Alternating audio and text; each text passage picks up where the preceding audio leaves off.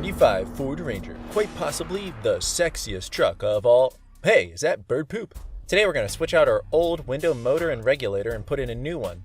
Now there are rivets on this device, but if you're not familiar with rivets or you don't have a rivet tool, then this is the tutorial for you because we're going to do a different method for replacing that window motor and regulator. All you got to do is follow it step by step, like this video, and share it with your friends if you're feeling quite nice.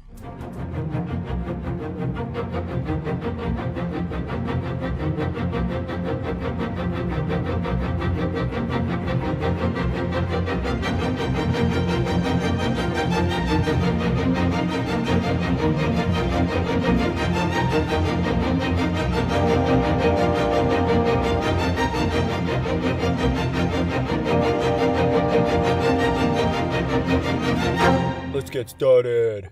First things first, we got to take out these screws that are underneath this handle. They are Phillips heads, so you can use a screw gun or a screwdriver. Now, just pop it off and peel it around the sides. It should come off pretty easily. Next step, pop out these electronic gizmos. Go ahead, use a flathead screwdriver, and you should find some metal tabs right there. Just push on down, and you're going to push this thing right through that hole it's attached to. Even though each one looks a little bit different, they all kind of pop out in the same method. See that plastic tab there? Go ahead, use your screwdriver, pop it off on both sides, and then you can detach it completely. The process is pretty similar for this one right here too. Now this one's just a little bit different. You're going to have to unscrew these two screws, as you can clearly see here. Yeah, I forgot there was a camera rolling. Oh, there it is!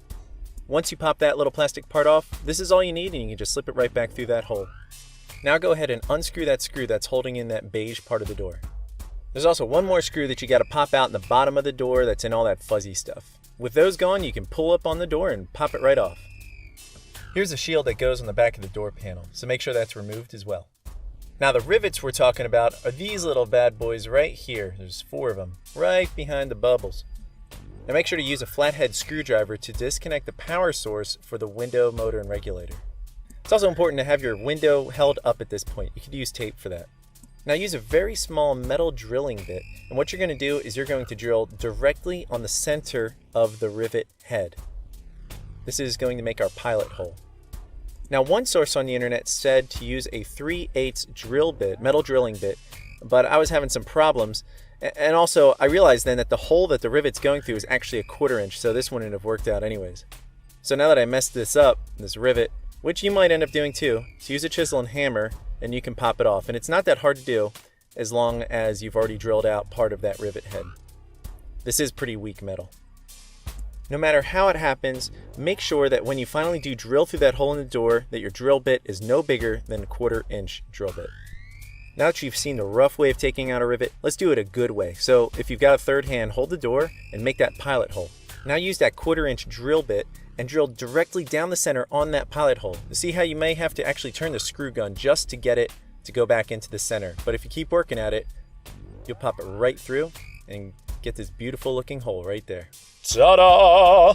After you drill out those rivets, there's this one last bolt you need to pop out.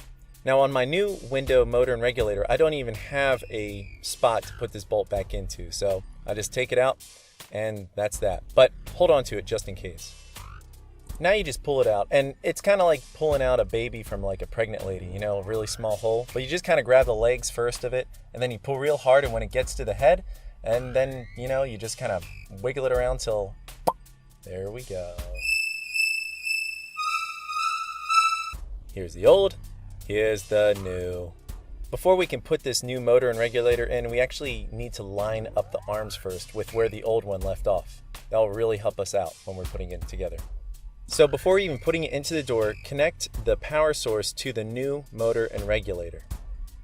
In doing so, now when you press the window button, it operates that arm on the window motor and regulator. Stick the two of them next together and try to get it so that it lines up with the other one. But be careful if you press the button to go down, because it may make it go automatically all the way down, in which case you make a fool out of yourself, and then you have to pick it back up and do it all over again. When the arm looks right and all the holes are lined up, you can disconnect the power source and continue. Bolts and nuts. Oop. Bolts and nuts. Get ready to use them. Now it's time to put in the new one, which is comparable to reinserting a baby into a pregnant woman. You just kind of wiggle it back in head first, Put the legs in last. Readjust the swivel head of this umbilical cord, and doctors actually say this is the most difficult part, sewing the umbilical cord back on. But with some good slotting techniques, you can get it right back to where it needs to go.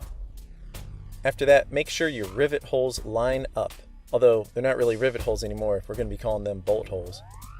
So take your fancy new nuts and bolts, stick the bolts in on the outside, and then slip the nut in on the inside. After attaching it properly, you can make them kind of snug to each other with a screwdriver, but you don't have to tighten it all the way yet.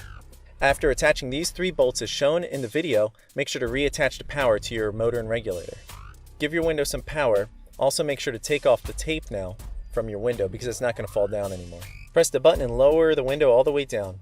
We need to do this because we can't attach the last bolt unless we have the window all the way down. Now it's hard to reach in there, so use needle nose pliers with that nut and stick it behind that hole so that you can see it. At that point, you can take the final bolt and slip it in there. After putting it on snugly, make sure to hold those nuts on the back with a wrench, put a screwdriver in the front, and tighten them down to be pretty tight. Now you can start reassembling it, put the shield back on, put your door panel back, put back all the necessary screws, and then pretty much, well, you're done and you got a nice working window. Make sure to subscribe and thumbs up this video while still on an emotional high from it and feeling attached to this channel. Also, hey, thanks for watching. Please click on any one of these videos right here, and while I wait for you to do it, I'll do some interpretive dance of how awesome you are.